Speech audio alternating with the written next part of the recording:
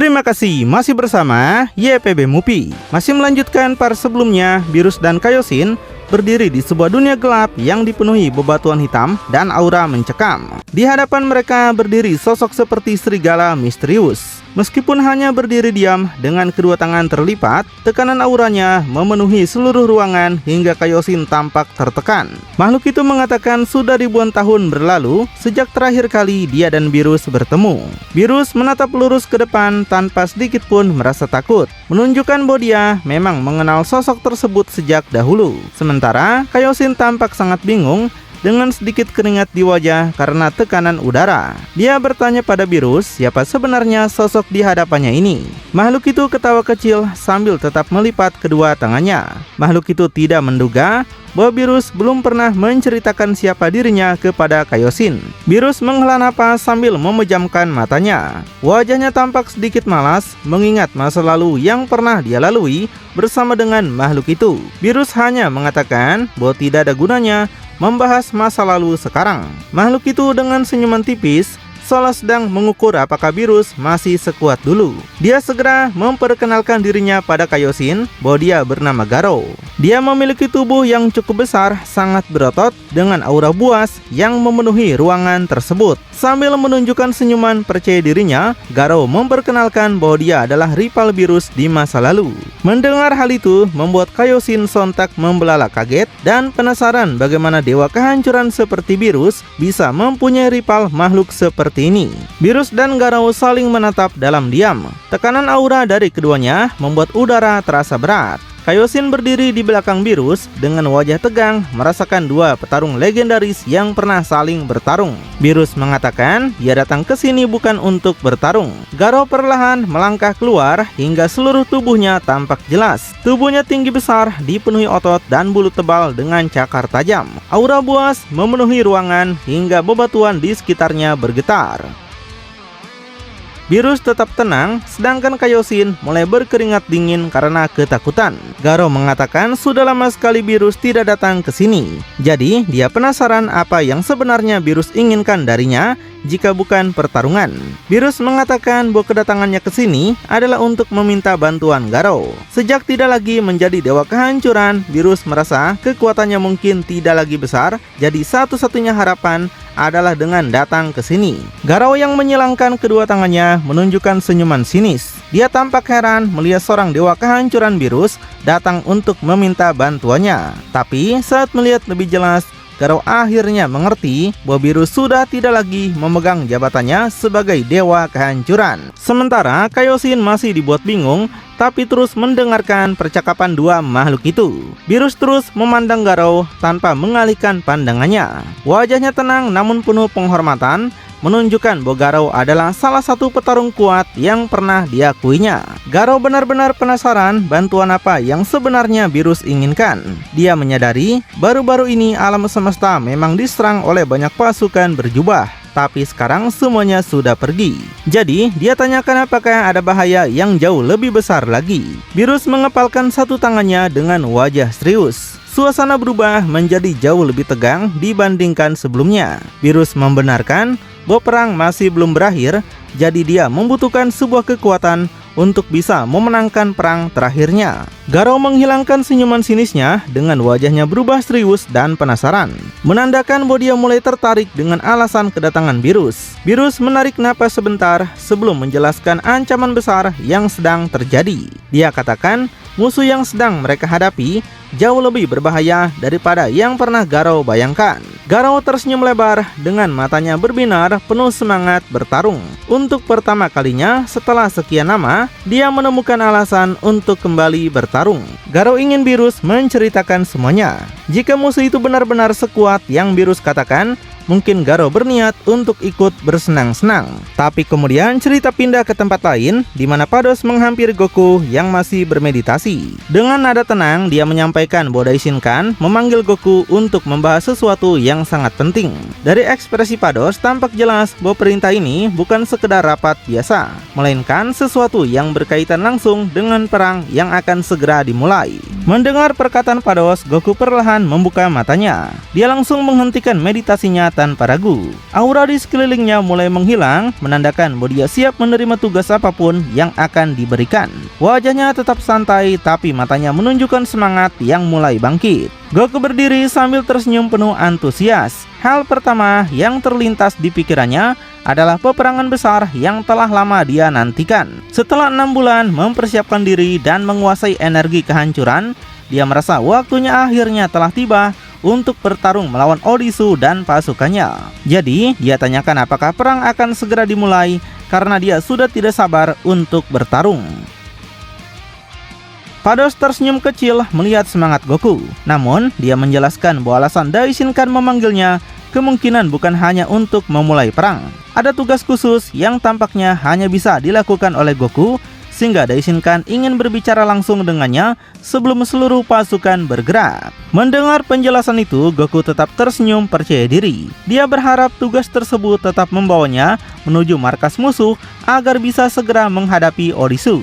Baginya, menghentikan ancaman secepat mungkin adalah pilihan terbaik. Kemudian cerita berpindah ke istana Zeno. Dalam sekejap, Goku menggunakan teknik teleportasi jarak jauhnya dan muncul di aula utama yang sangat luas. Ruangan itu terasa sunyi dan juga megah. Di ujung aula, Daishinkan telah menunggu dengan tenang, seolah sudah mengetahui waktu kedatangan Goku. Goku tanyakan apakah Daishinkan memanggilnya. Daishinkan perlahan menoleh ke arah Goku. Tatapannya tetap tenang, tapi kali ini jauh lebih serius daripada biasanya. Dia telah mengambil keputusan penting mengenai jalannya perang dan hanya Goku yang bisa menjalankan tugas tersebut. Goku menjadi sedikit terkejut dan penasaran kenapa hanya dia yang bisa melakukan tugas ini. Dia awalnya mengira akan langsung bergabung bersama pasukan utama untuk menyerang markas musuh. Karena itu, dia mulai bertanya-tanya mengapa Daishinkan memanggilnya secara terpisah. Daishinkan mengangkat satu tangannya sambil menjelaskan inti misi tersebut. Dia katakan target Goku bukan bergabung dalam pertempuran utama, melainkan menghentikan kebangkitan Zarat. Selama 5 penyihir celestial masih mempertahankan ritual di markas musuh, segel Zarat akan terus melemah dan kebangkitannya tidak akan bisa dicegah. Saat mendengar itu, wajah Goku langsung berubah serius. Dia memahami bahwa markas musuh bukan hanya pusat kekuatan lawan, tapi juga tempat berlangsungnya ritual kebangkitan Zarat. Dia kini mengerti mengapa Daishinkan tidak menugaskannya bertempur bersama pasukan utama. Daishinkan menganggukkan kepalanya dan melipat kedua tangannya. Dia menjelaskan bahwa seluruh pasukan akan menyerang markas musuh untuk mengalihkan perhatian mereka. Di saat yang sama, Goku harus menyusup ke area ritual dan menggagalkan proses kebangkitan Zarat dengan menghentikan 5 penyihir celestial. Lalu, Daishinkan mulai menjelaskan inti dari misi Goku. Dia menegaskan bahwa tujuan utama bukan mengalahkan seluruh penyihir celestial. Jika Goku memaksakan pertarungan melawan mereka semua sekaligus, waktunya akan habis dan ritual justru akan selesai. Selain itu, Goku mungkin akan dikalahkan mereka jika mereka berlima bergabung. Karena itu, Goku harus tetap fokus pada tujuan sebenarnya. Daishinkan menunjuk ke depan sambil menjelaskan mekanisme ritual tersebut. 5 penyihir celestial membentuk sebuah formasi yang saling menghubungkan energi mereka. Selama kelima energi itu tetap berada pada posisi masing-masing, segel Zarat akan terus melemah.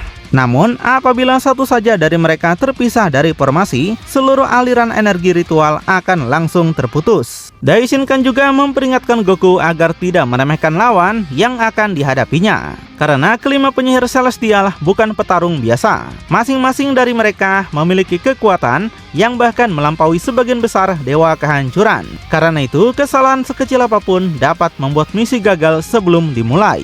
Apalagi karena Goku pernah menghadapi pemimpinnya yaitu Odisu, maka Goku harus berhati-hati. Saat mendengar penjelasan tersebut, Goku justru tersenyum penuh semangat. Tidak tampak sedikit pun rasa takut di wajahnya. Dia mengepalkan tangan dengan penuh keyakinan, karena baginya yang terpenting bukan mengalahkan mereka, melainkan memastikan ritual itu berhenti sebelum Zarat bangkit. Karena itu, dia akan memastikan bahwa ritual tersebut akan dia hentikan. Daishinkan menatap Goku dengan tenang. Dia tidak mengubah ekspresinya sedikit pun, karena keputusan menunjuk Goku sudah dipikirkan dengan matang. Dari seluruh pasukan yang akan berperang, hanya Goku yang memiliki kemampuan paling sesuai untuk menjalankan misi ini. Daishinkan berjalan perlahan dengan kedua tangan di belakang punggungnya. Sambil melangkah, dia mulai menjelaskan alasan dibalik strateginya. Dia yakin musuh telah memperkirakan bahwa seluruh pasukan alam Zeno akan menyerbu markas mereka secara langsung. Karena itu, perhatian musuh akan tertuju pada medan perang utama. Daishinkan berhenti berjalan dan kembali menoleh kepada Goku. Dia menjelaskan bahwa ada satu hal yang sama sekali belum diketahui pihak musuh. Hal inilah yang menjadi kunci utama dari seluruh strategi penyerangan mereka. Di sini Goku terlihat sedikit bingung. Dia mencoba memahami kemampuan apa yang dimaksud Daishinkan. Selama beberapa bulan terakhir, dia memang mengembangkan banyak teknik baru sehingga dia belum menyadari kemampuan mana yang dianggap begitu penting.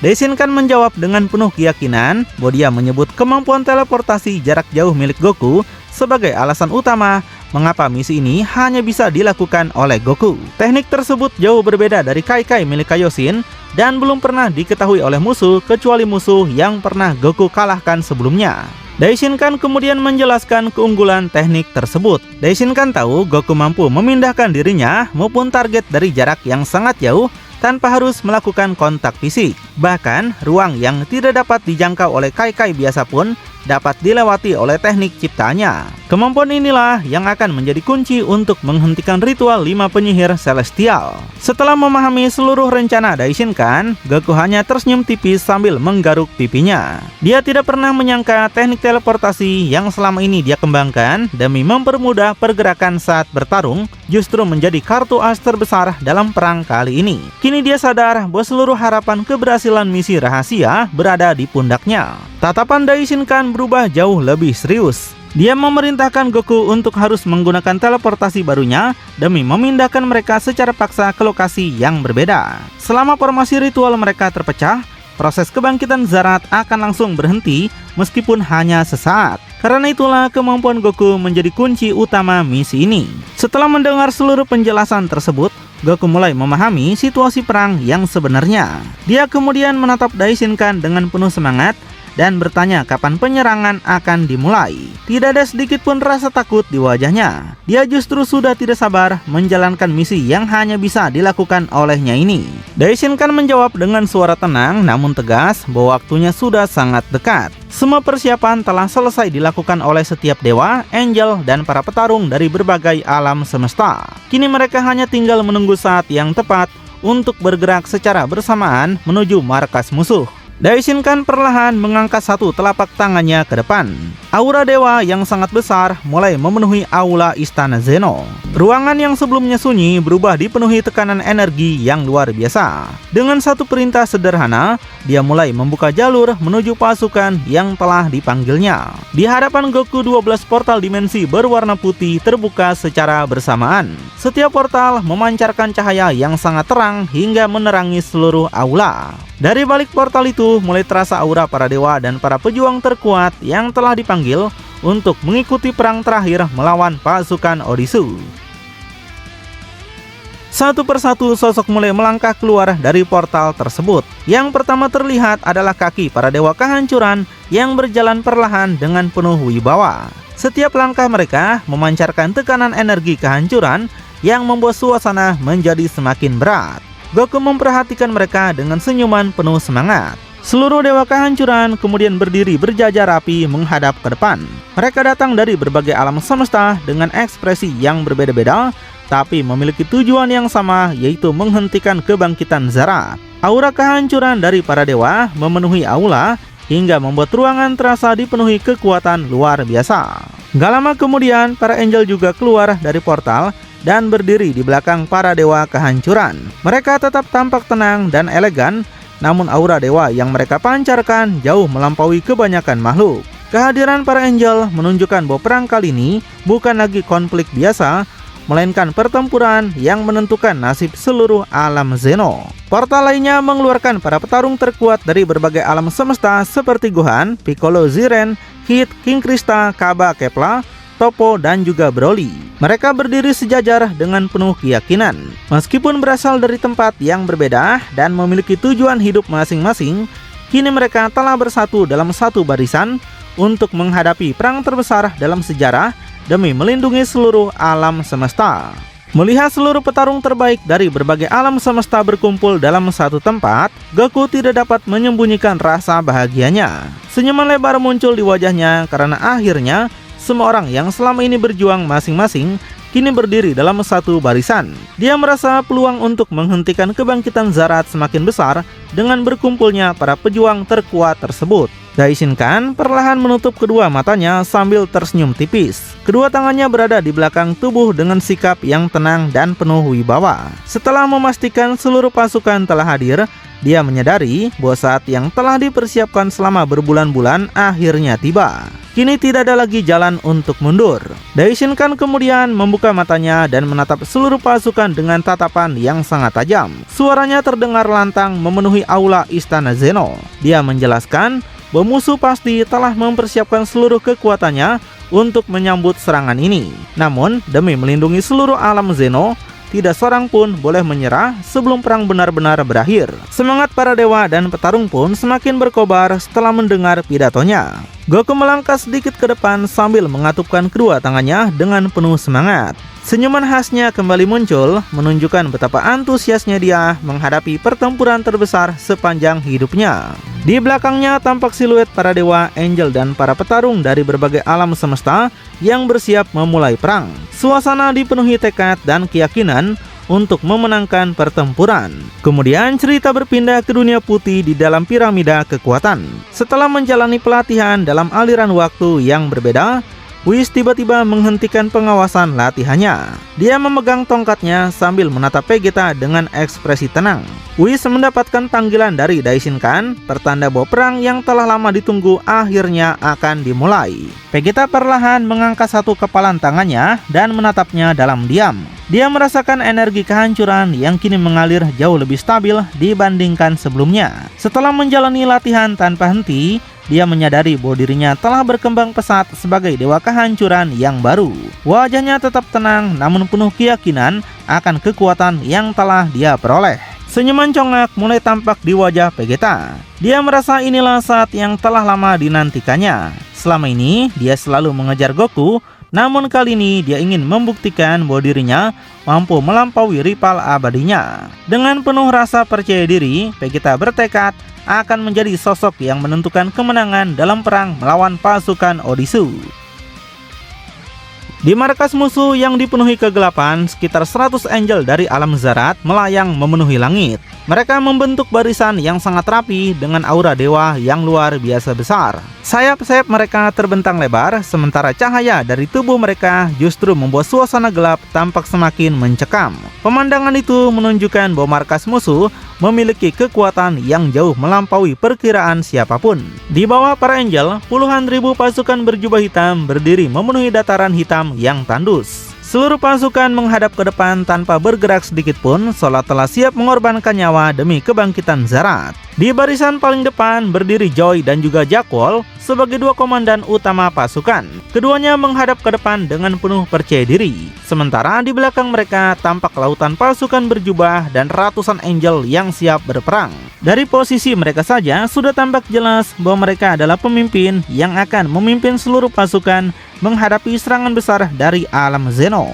Jackwall memandang seluruh pasukannya dengan senyuman congak. Dia sama sekali tidak menunjukkan rasa gugup meskipun mengetahui bahwa pasukan gabungan alam Zeno akan segera menyerang markas mereka. Baginya justru inilah kesempatan terbaik untuk menunjukkan kepada seluruh dunia bahwa kekuatan pasukan Odisu berada di atas para dewa.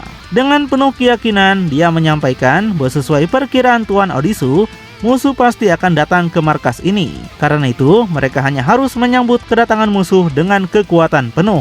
Di samping makhluk itu, Joy mengatupkan kedua tangannya sambil tersenyum lebar. Dia tampak sangat bersemangat karena pada pertempuran sebelumnya, dia tidak sempat bertarung melawan salah satu dewa kehancuran. Kali ini, dia tidak ingin melewatkan kesempatan itu lagi. Baginya, perang ini bukan hanya tentang kemenangan, tapi juga kesempatan membuktikan bahwa dirinya mampu menghancurkan para dewa yang selama ini dianggap sebagai makhluk terkuat di alam Zeno. Kemudian 5 portal dimensi berwarna putih terbuka berjajar di langit markas musuh yang gelap. Cahaya terang dari portal tersebut langsung memecah suasana suram di sekitarnya. Seluruh pasukan berjubah dan para angel segera mengalihkan pandangan ke arah portal karena mereka mengetahui bahwa musuh yang mereka tunggu akhirnya benar-benar telah datang. Di balik salah satu portal, Daishin Kan muncul lebih dahulu dengan ekspresi yang sangat tenang namun penuh kewaspadaan. Di belakangnya tampak siluet para dewa kehancuran angel dan para petarung terkuat dari berbagai alam semesta yang mulai memasuki markas musuh. Melihat barisan pasukan musuh yang telah bersiap sejak awal, Daishin Kan langsung menyadari bahwa kedatangan mereka memang sudah diperkirakan oleh pihak musuh. Kuitela mengepalkan satu tangannya dengan penuh semangat sambil tersenyum percaya diri. Dia memandang ribuan pasukan musuh di depannya tanpa sedikit pun rasa takut. Baginya jumlah lawan tidak berarti apapun karena dia yakin kekuatan Hakai miliknya mampu memusnahkan seluruh pasukan dalam satu serangan saja. Belmont segera menoleh ke arah Kuitela sambil melipat kedua tangannya dan tersenyum tipis. Dia mengingatkan Kuitela agar tidak meremehkan musuh. Belmont menjelaskan bahwa mereka saat ini tidak berada di alam Zeno, hingga hukum dan keseimbangan kekuatan di tempat ini bisa sangat berbeda. Terlebih lagi, musuh yang mereka hadapi bukanlah makhluk biasa yang dapat dihapus begitu saja dengan Hakai. Pados tetap berdiri tenang sambil mengamati seluruh pasukan musuh dengan tatapan tajam. Perhatiannya langsung tertuju pada ratusan sosok bersayap yang melayang di langit. Dia dapat merasakan aura dewa yang sangat mirip dengan para angel. Dengan nada penuh rasa ingin tahu, Pados bertanya kepada Daishin Kan, apakah makhluk-makhluk tersebut benar-benar angel seperti mereka. Daishin Kan tetap memandang lurus ke depan tanpa mengalihkan fokusnya sedikit pun. Dengan suara tenang, dia membenarkan dugaan Pados. Dia menjelaskan bahwa berjuta-juta tahun yang lalu, dirinya pernah mengunjungi alam Zarat. Sejak saat itu, dia mengetahui bahwa alam tersebut juga memiliki para angel yang bertugas melayani penguasa mereka, sama seperti para angel di alam Zeno. Mendengar penjelasan Daishin Kan, Arak langsung melipat kedua tangannya sambil berpikir serius. Dia menyadari bahwa jika para angel musuh memiliki kekuatan yang setara dengan angel alam Zeno, maka pertempuran kali ini akan menjadi jauh lebih sulit dari yang mereka bayangkan. Belum lagi jumlah angel musuh mencapai sekitar 100 orang, membuat peluang kemenangan tidak akan semudah perkiraan awal. Gin terus mengamati seluruh markas musuh dengan ekspresi fokus. Dia memperkirakan jumlah pasukan yang berdiri di hadapan mereka mencapai puluhan ribu prajurit berjubah yang didukung sekitar 100 angel. Setelah melihat skala kekuatan tersebut, Gin menyimpulkan bahwa perang ini bukan sekedar pertempuran biasa, di mana sedikit saja kesalahan dapat menentukan nasib seluruh alam semesta. Di sisi lain, Rigba muncul di samping Joy dan Jackwall menggunakan teknik Kai-Kai miliknya. Kemunculannya begitu tenang tanpa mengeluarkan ledakan aura sedikit pun. Meski begitu, kehadirannya langsung membuat para komandan musuh merasa semakin percaya diri. Jackwall menoleh ke arah Rigba sambil melipat kedua tangannya. Senyuman congak kembali terlihat di wajahnya karena dia mengetahui Rigba merupakan bagian penting dari rencana mereka. Dengan nada santai, Jackwall menanyakan apakah semua persiapan yang diminta Tuan Odisu sudah selesai dilakukan sebelum perang benar-benar dimulai. Rigba menatap lurus ke depan menuju pasukan Daishin Kan yang baru saja tiba. Dengan penuh keyakinan, dia menjawab bahwa seluruh rencana telah selesai dipersiapkan. Bagi Rigba, perang ini sudah dimenangkan bahkan sebelum kedua pihak saling menyerang. Rigba perlahan merentangkan kedua tangannya ke samping. Cahaya energi Kai-Kai mulai muncul di kedua telapak tangannya dan terus membesar hingga memenuhi ruang di sekitarnya. Aura teleportasi memenuhi seluruh markas musuh, membuat para dewa kehancuran dan angel mulai merasakan adanya gangguan ruang yang sangat kuat. Hingga dalam sekejap, baik pasukan alam Zeno maupun pasukan penyihir celestial langsung terselimuti cahaya teleportasi. Tanpa sempat bereaksi, seluruh peserta perang dipindahkan secara acak ke berbagai lokasi berbeda di alam gelap tersebut. Formasi besar yang sebelumnya telah disusun Daishin Kan langsung hancur seketika.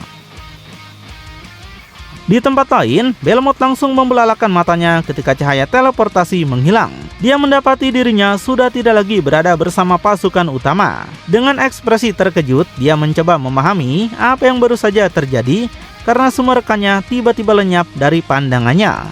Marcarita yang dipindahkan ke sana juga segera mengamati energi di sekitar mereka dan memahami situasi lebih cepat daripada Belmont. Dengan nada serius, dia menjelaskan bahwa mereka telah dipindahkan secara paksa oleh teknik teleportasi milik musuh.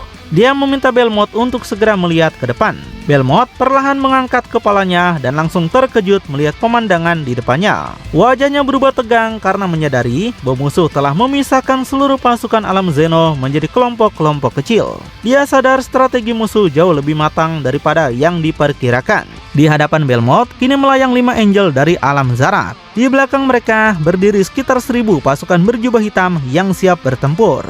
Mereka sengaja ditempatkan untuk menghadang kelompok Belmont agar tidak dapat membantu kelompok lain. Aura kelima angel tersebut begitu besar hingga memenuhi seluruh langit di sekitar mereka.